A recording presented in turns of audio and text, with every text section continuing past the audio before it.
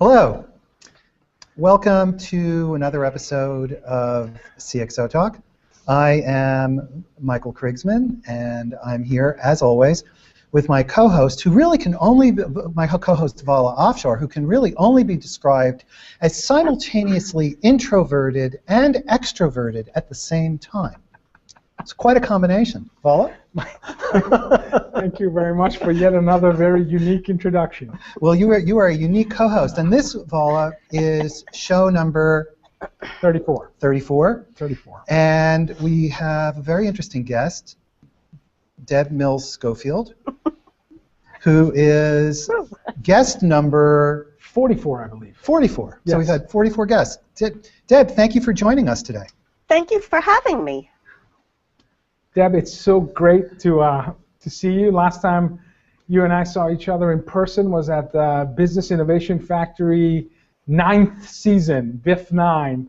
Yes. And you were one of my favorite, and I'm not just saying that, storytellers at the BIF 9 event, which had extraordinary group of storytellers. So as an amazing storyteller, why don't we start the show with you sharing with our audience your story.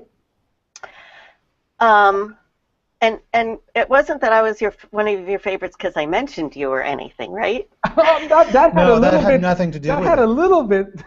Not at all. So my story, I am from New Jersey and New York City. I grew up on the ocean, which we used to say was the Jersey Shore, but I can't say that now because that TV show that's now off the air, I guess, thank God. I grew up on the ocean in New Jersey, and we did not go, my sister and I did not go to school on Tuesdays because the museums in New York City back then were free on Tuesdays, so my mother took us out of school, and we went into the museums every Tuesday, and then we went in during the night to stuff. So I had a very eclectic childhood and education. My parents very much believed that a diverse set of experiences and the knowledge, so science, arts, music, all that stuff was what made a well-rounded person. And from there, I went to Brown, that bastion of conservatism up in New England. And I was able there to kind of do my own thing, so I started the cognitive science concentration for the undergrad level with 2 other young women and our advisors at Brown.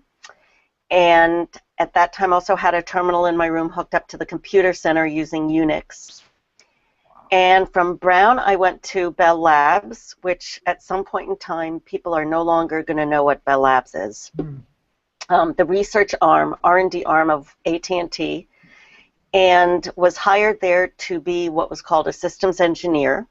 So my first thing was to design a system, and basically it was a voicemail, email, fax, mail, if you will, system.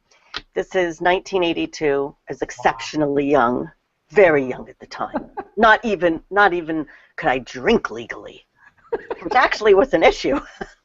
Because my first trade show, I'm new on the job, my first trade show was at the Javits Center in New York City, but they served alcohol, and I was going to go in with my boss, and they wouldn't let me in because I wasn't 21 and they were serving alcohol. So you're at Bell Labs designing email and web and collaboration systems in '82, and you're too young to drink. Yes. That's amazing.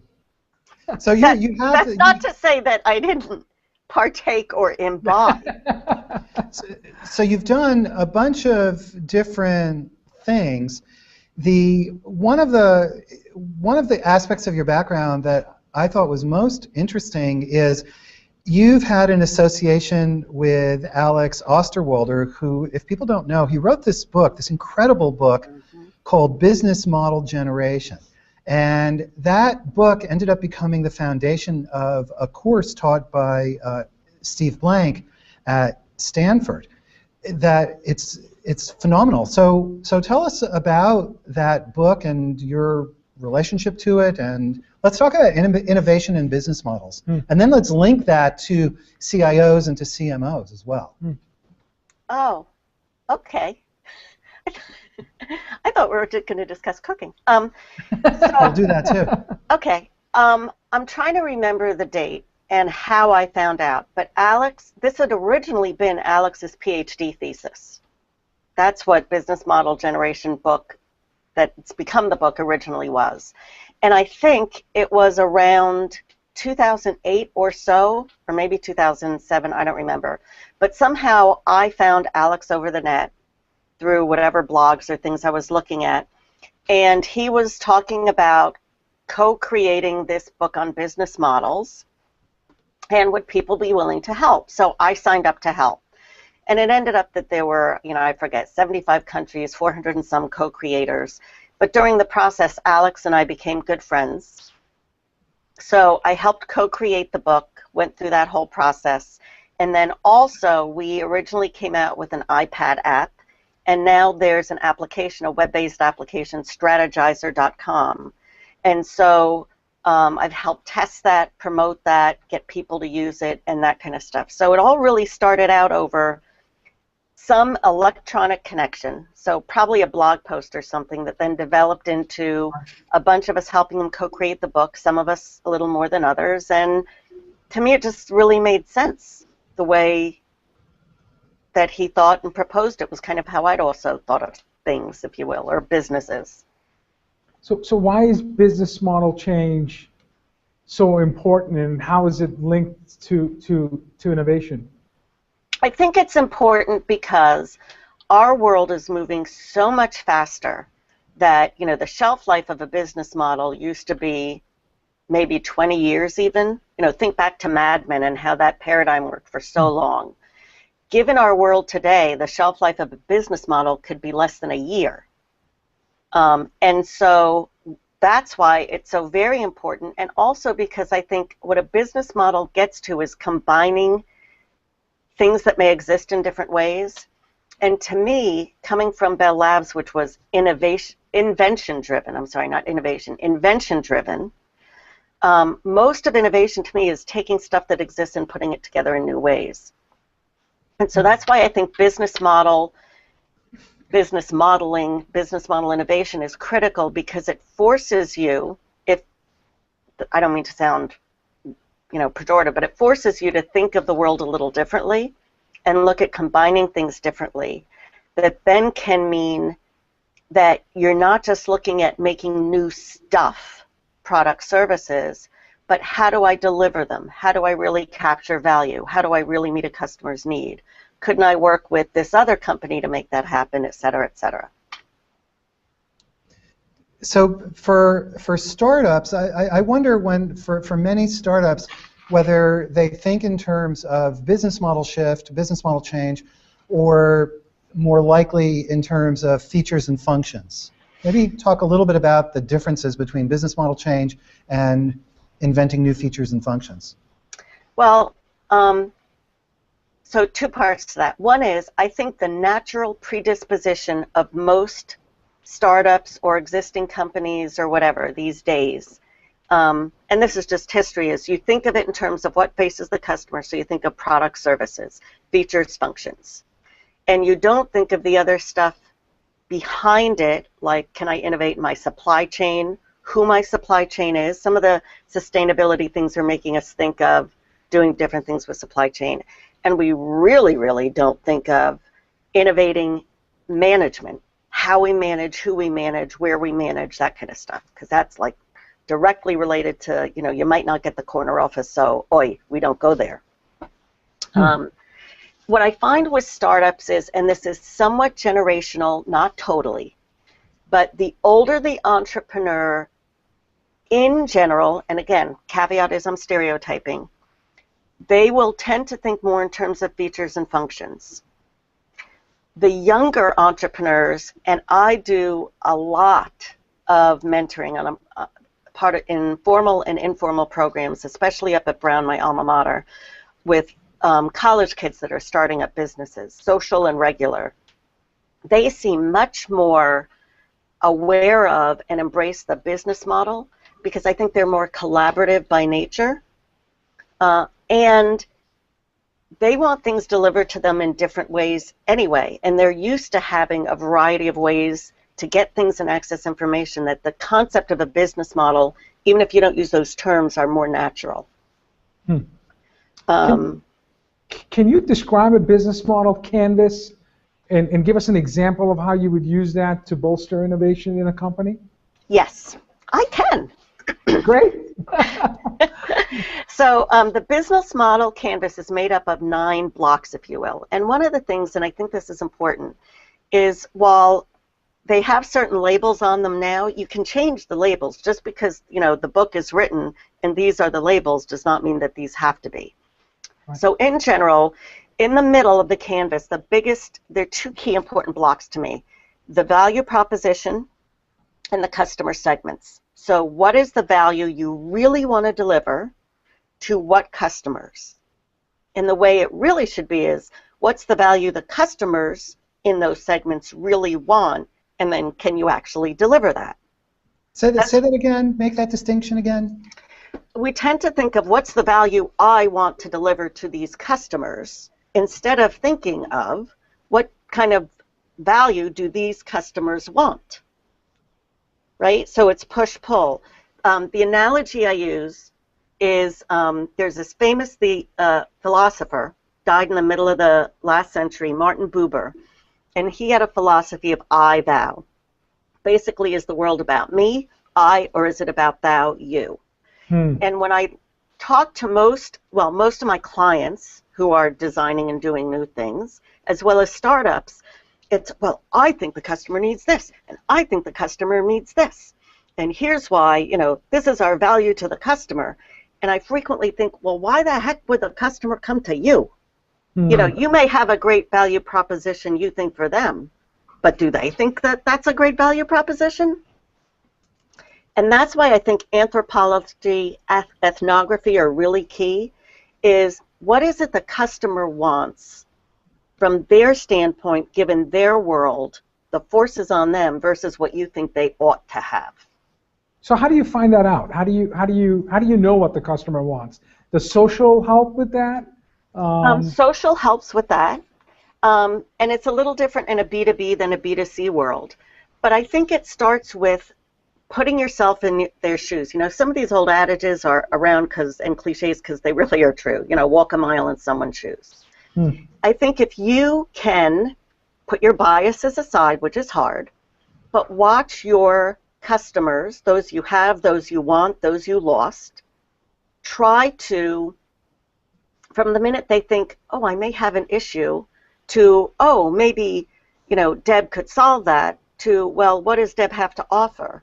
Go through that and watch their whole process. Live a day in their lives. I mean, there's terminology like voice of the customer, day in the life, but really look at it from their perspective. And I think sometimes it helps if we think of ourselves as consumers, right? So we want to be a vendor or a partner to somebody else, right. But for someone else, we're the customer. How do we want to be treated? And gee, wouldn't it be nice if we thought of our customers in the same way we think of ourselves when we're a consumer? Right. Steve Blank talks about, has a phrase, I forget exactly what it is, but basically the answer to this question of what customers want, what's the customer value, cannot be found within the four walls of this building. Absolutely. So there's, you know, the artist Goya? It's also a good acronym. I don't know who thought up this acronym, but so I try to tell my clients, you know, think of the artist Goya. Get off your... Oh, you can say it. Tushy. Yeah. But you cannot do it in the office. And one of the things I think, and it's important, not just at the C-suite level, it is important at a lower level, is you've got to get out of the office. So you've got to get out there and be a human being. So, you know, you need to go to, obviously I'm going to think of things like BIF, the Business Innovation Factory. Sure. So go to conferences, gatherings that are not in your industry. You know, you're a network provider, but you, Vala, you go to EDUCAUSE because that's where some of your customers are. But a lot of networking companies don't do that. So don't do the same old stuff. Get out there, go to a museum, go to the park, watch people use your stuff. one of the things I always encourage clients to do, and then they get really ticked when they do it, is, have you ever tried to buy from yourself? Have you ever tried to find yourself, order from yourself, call your customer service? What does the package look like when it comes?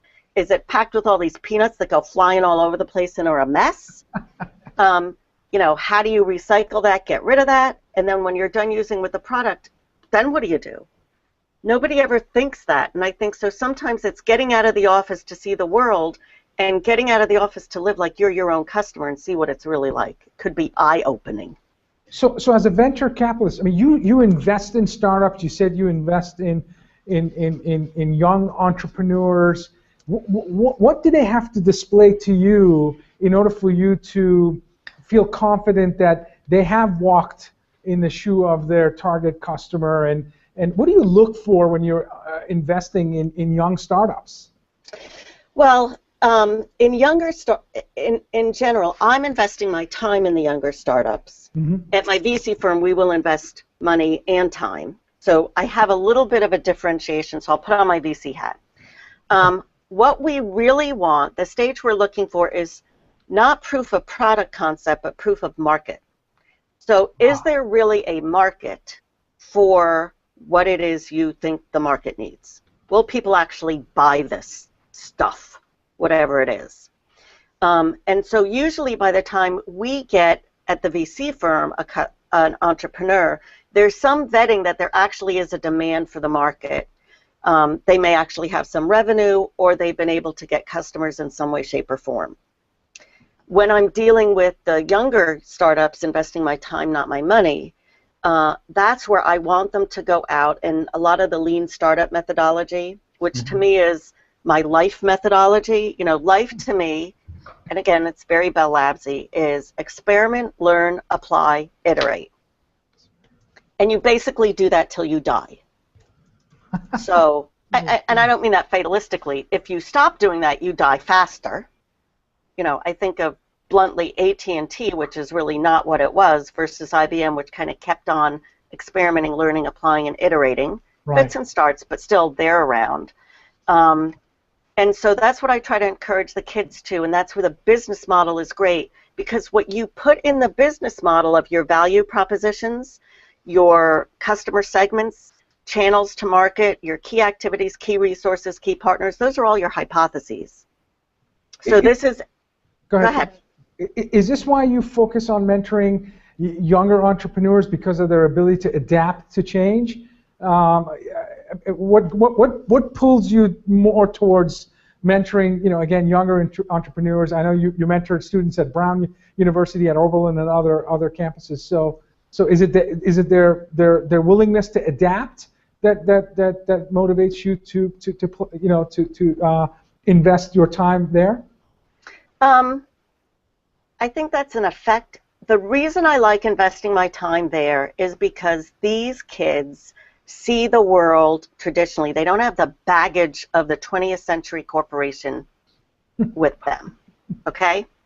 Now, and that's not to say, because sometimes I'll tell a kid, you know, before you go start your company, go work for a company, because there are valid lessons in standard operating procedures, that kind of stuff, quality and things, so you don't screw up as much.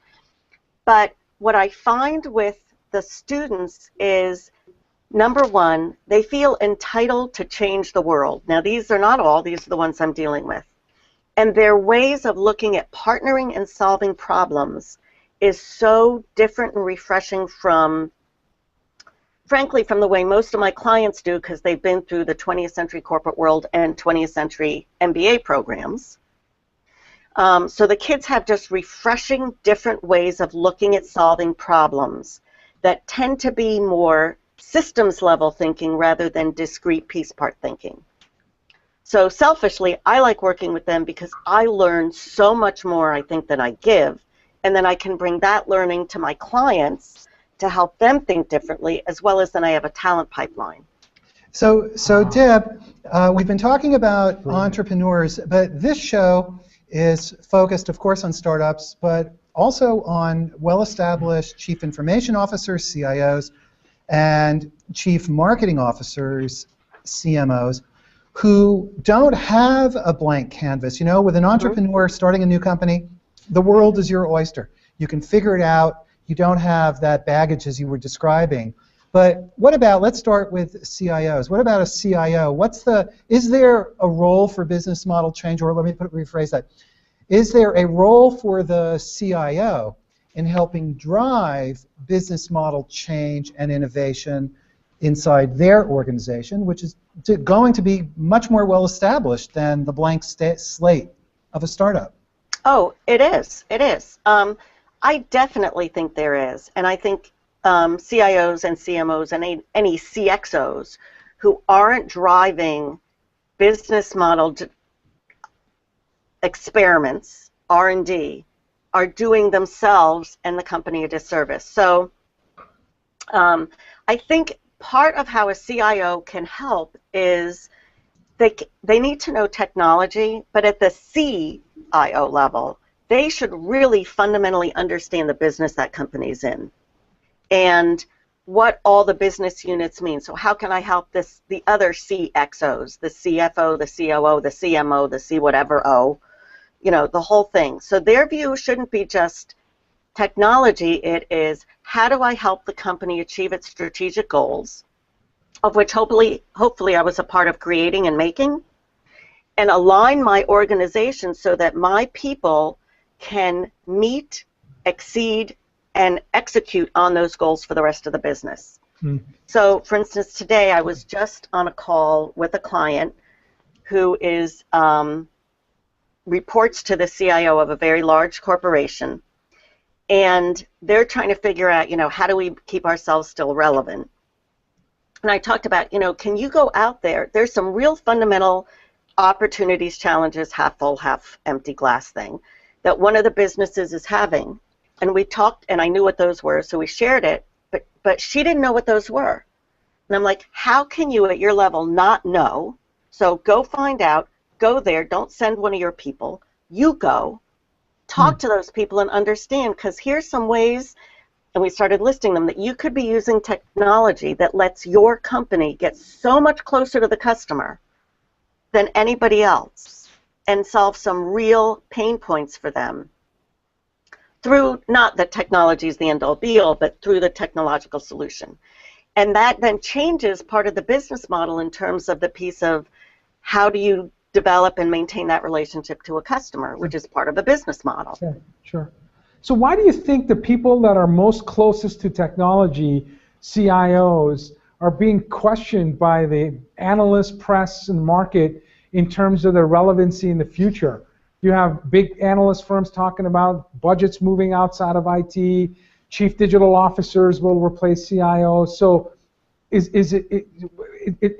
seems like in this technologically advanced era and the pace of innovation, the people that understand technology most should intuitively be, you know, key players in organizations. You know, based on your experience, why do you think people are questioning relevance of CIOs? I think because, number one, you just made an assumption that the IT people know technology the best. And I'm not sure that's always true. You know, in your bring your own device days, with the democratization of everything, it's not clear to me that the IT division of a company always does know what's best. They may know what's best for these big honkin', you know, ERP systems Right. that drive everybody crazy and never give you the data you want when you want it, how you want it. But they have never proactively sought to give the business case for why they exist. You see all the dollars go to technology. Sometimes it's very hard to show the ROI because your ROI depends on people using it.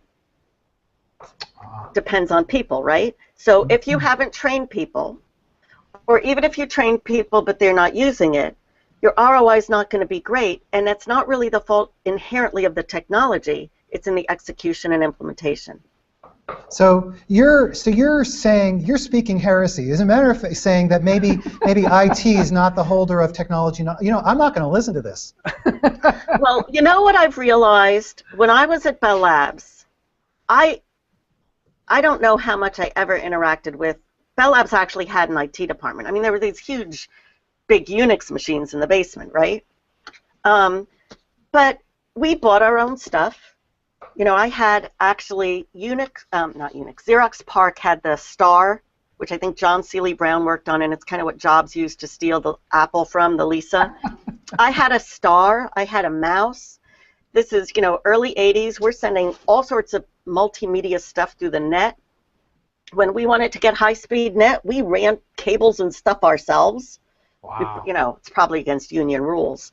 But I can't fathom what it was like to be an IT department for Bell Labs, because we would just build it, make it, and put it together ourselves, and off we went. Yeah, what does that even mean to be the IT department at a place like Intel or right, exactly. Salesforce, yes. anywhere. Yeah, right. Right. And so that could be part of why I have a heretical view of IT. But just like any organization, they've got to prove, and today it's tangible and intangible, why they exist. And I don't think they've been good at telling that story. Part of it is, I'm going to stereotype, but they're not the best storytellers. You know, once upon a time, there was a COBOL program, and I, you know, compiled it. And first of all, nobody even knows what COBOL is. They think it's probably some language in a third world country. But they're not good at giving their value proposition. And in today's world, if you can't tell me why, then why should I? Which isn't to say that CIOs need to go away. They just need to provide value. What does that mean, provide value, in this context? I mean, it's easy to say that, but what is it in concrete terms? If I'm a CIO, what advice do you have for me? Investment in technology will either increase revenue, reduce cost, or increase customer delight. Tie it to the business. Is that what? Exactly. Exactly. So if our goals as a corporation are, we want to gain X market share, we want to have a higher retention rate of our high-performing employees, we want to achieve a profit margin of X. How can technology make that happen? So a simple thing. Do you know you probably do. How many companies do not let their people get access to Facebook? Yeah. I mean, seriously. I need to tell you a story about this. A few years ago, I was on a panel talking with CIOs, and we were talking about social media, and one of the CIOs said, you know, we locked down Facebook, and they can't use it at all. And so I said, because they'll give away company secrets and so forth. And I said, well, you know, at 4:59 they can't use Facebook, but at 5:01 they go to their car from their mobile phone, and they can use Facebook and give away all, you know, the secrets that they might want. And this CIO responded, yes, but that's not my problem. This is Deb's title of her last Harvard Business Review blog, Control is for Beginners. And I think if companies act like beginners, they're not going to be around long. But I'll let Deb talk about control being an illusion. But go ahead. Well, anybody that's a parent knows that. Yeah. I mean, the last time I had any control over my children is when I was pregnant with them. Seriously, right? So control is both an illusion and a delusion. You know, one of the things that's amazed me is, so we locked down Facebook, we locked down this, we locked down that. Are you hiring 10-year-olds? You know, you're hiring adults. They manage to drive a car. They manage to grocery shop. They manage to dress themselves. And your concern is they're going to be out playing on the net. And my view is, if they're out surfing the web all day, you have bigger problems. Yeah. Because that is a symptom, not a root cause. And it is much easier, look at the government, right? Look at everything in our society almost. It's easier to solve the symptoms than solve the problems. So we lock down Facebook and everything's just wonderful now. You know, it's just so amazing to me how uncommon common sense has become. And you do get the behavior that you incent. So if you're going to treat your people like kids, maybe they'll act like kids. If you treat them like adults, maybe they'll act like adults. Right, right.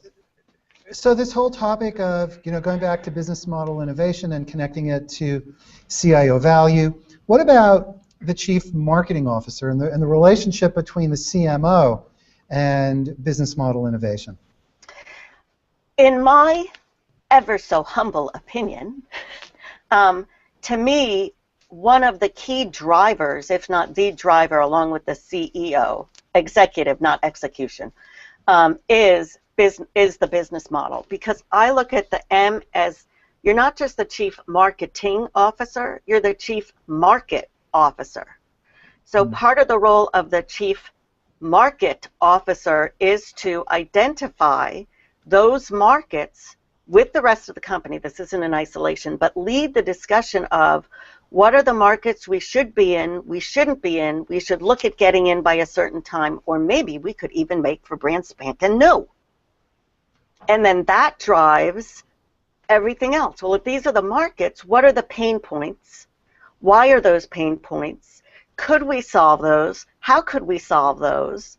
And do we have what it takes to solve those? Right, right.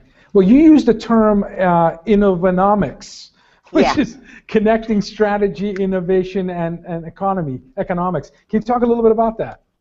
So I love making up words. Yeah. And I think some of that is English was my mother's seventh language, I think.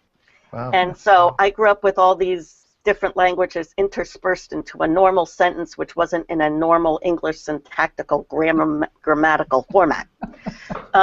Nomics means system. So the reason I coined innovonomics is a system of innovation. And to me, this is how I connect it. It's very clear in my own strange mind. A strategy is a living, breathing thing. It's not this static binder you put on the shelf, which is why I think most of strategic planning has gone wrong. So a strategy is always being adapted, evolved, executed, etc. And at a fundamental level, we need to think of innovation into how do we do things differently or look at things differently, all the way from supply chain to how do we produce, could we make things differently, redefine what make means, talk about additive manufacturing, that sure changes the game. Are we making atoms or bits? How do atoms and bits play together? To products and services, most of which are over-engineered. There's something to be said for a really simple remote. To how do we go to market? To who are the customers? I mean, innovation is the whole thing, and we tend to just look at it in a discrete part. And then we wonder, gee, we've over-engineered the product. Why isn't customer service working? Well, either we over-engineered it, or maybe we need to innovate how we do customer service. And then the economics part of that is fundamentally, if there isn't an exchange of funds, you don't need to worry about any of this stuff. So part of, and to me, the way I look at things, I really differentiate between output and outcome. So a company's output is I always have trouble with that verb. It's money and profit, revenue and profit. The outcomes have to be something that's meaningful and purposeful for the customer. So if in the end you are not providing meaningful, purposeful outcomes, you don't really need to worry about output. That will take care of itself.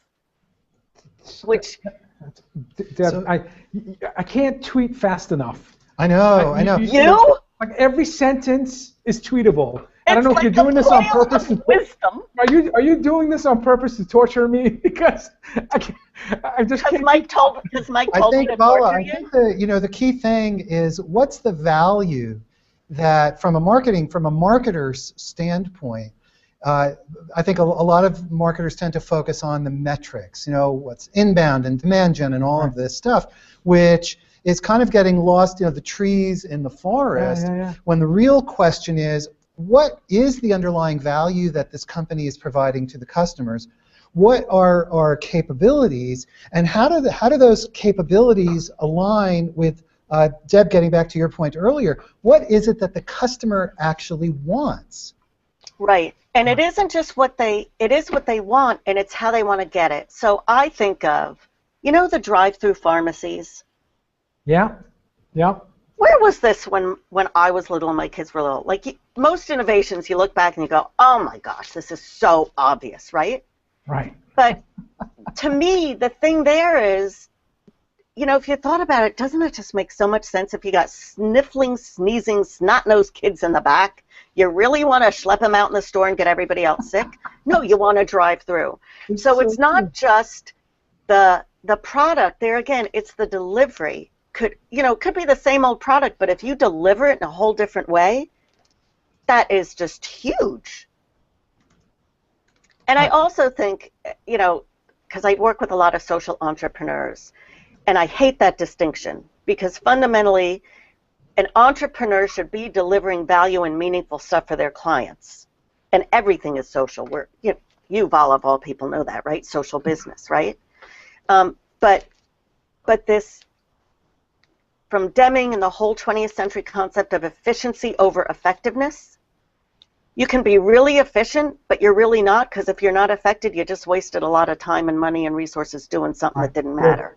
Well, this lies at the heart, actually, this issue of many IT failures, where you're automating something, you're spending a lot of time and money to automate a process without necessarily improving that process, so you gain greater efficiency doing something that doesn't really matter, which is just a waste of resources. Exactly. But hey, we got it. But we're faster at it. Right. And faster does not necessarily mean better. And I think this is part of the reason I love working with the younger entrepreneurs, at least the ones I do. And again, I will admit, it's a very self-selected group.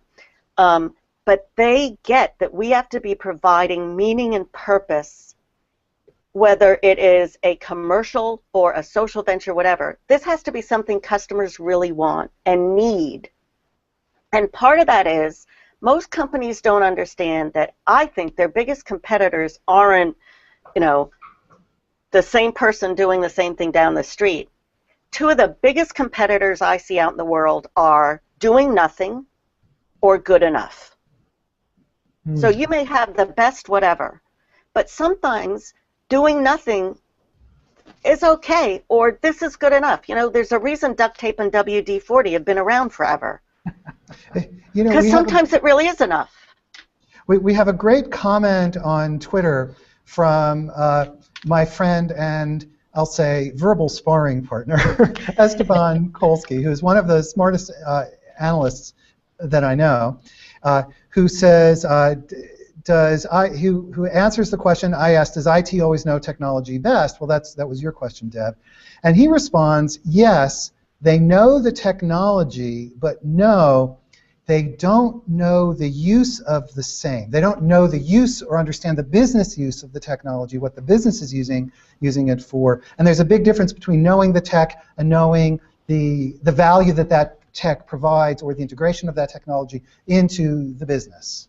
Right. Right. So this was always a debate my husband and I had. He was in, he's a PhD physicist, and he was in the basic research area of Bell Labs, playing with waves and particles. I was in the applied area of research at Bell Labs. So he'd be playing with waves and particles, and I'd always look at it and say, oh, that's cool. So what could I do with that? So if I could reduce the noise in thin films by this much, then I could get really, really tiny transistors, so I could miniaturize things. And he'd look at me like, whatever. Great dinner conversations, I guess. Yeah. So what do you think's really happening in Syria these days? But there is that. To me, technology has no value. I don't mean it's valueless. It doesn't have a good or bad value until it's applied. Right. And again, experiment, learn, apply, iterate. You might have a cool piece of software and application, and you may end up using it in ways you never thought you would, and that's not what it was built for. Look at how many drugs are used off-label. Right. So what type of leadership or management traits are important to connect the strategy, innovation, and economics based on, you know, your mentoring experience? When I look at my clients that have executed the best, not just executed, but created the best strategic plans and executed upon them, the leadership is humble and confident. And one I think of in particular, and he hates having the credit taken for him or whatever, but too bad. Mike Waite, who is the president of Menasha Packaging, and I have written about him, so he knows that I say this. There's a tremendous servant leadership and a stewardship. So the company for him and for the best leaders I've seen, they look at it in that I-thou framework. I am the steward of this organization. It is my responsibility to make sure we do the right things for our customers, because then we can do the right things for our people, which is freeing them up and giving them up. So one of those things to do right is to make sure that we align where we want to go strategically with what we're doing tactically, how we're training people, educating people, hiring people, firing people, et cetera, et cetera, et cetera. It's really alignment, which is very simple, but not very easy. Again, there's a difference between simple and easy, complex, complicated, et cetera. And the best leaders I know are curious. So now I'm insatiably curious. I think you can sometimes be overly curious so you can't focus. So there's a balance there, but they're curious of the world around them, of what their customers' lives are like and their people's lives. And so they want to be learning things from all different pieces and parts of the world, bring those together with their team, and then align the company. And that to me, and you know, treat your people like adults, which gets to one of the other things. I know I'm kind of rambling, but they're all tied together in my head, is that the best leaders are vulnerable. They say, I don't know. They will also say, I'm sorry. And they'll also say, can you help me? Can you teach humility? I think life can sometimes do a bang-up job of teaching humility for some people. How about that? Yeah, no, but I mean, you're mentoring a young entrepreneur. They're competent, they're confident, but then they're not humble enough. What do you do in that case? I actually think the younger ones are easier. Okay. Because at least the ones I deal with are curious, and they know that they come from a privileged world, even if they're not privileged compared to their peers. Basically, anybody growing up in America, even the poorest of us, are so much more privileged than, 2 or 3 billion people in the rest of the world. Sure. And so there is a sense of, what that is a sense of obligation to give back, or to do something good. So I think for me it's almost easier in the younger ones than the older ones. I don't know if humility can be easily taught without, most human beings need a 2x4 over the head to learn anything. I think some people are just wired that way. I will say as a parent, I think some of us, need to think about that as we're raising our kids. That's why I get frustrated with these people that are so anti the millennials. Oh, these kids are so entitled, this or whatever. I feel like saying, well, who raised them? Go look in a mirror,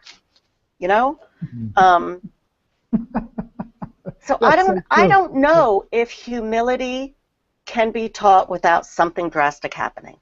I honestly don't know. Drastic. You said drastic. It would have to be something that, shocks your system. Right, personal, professional.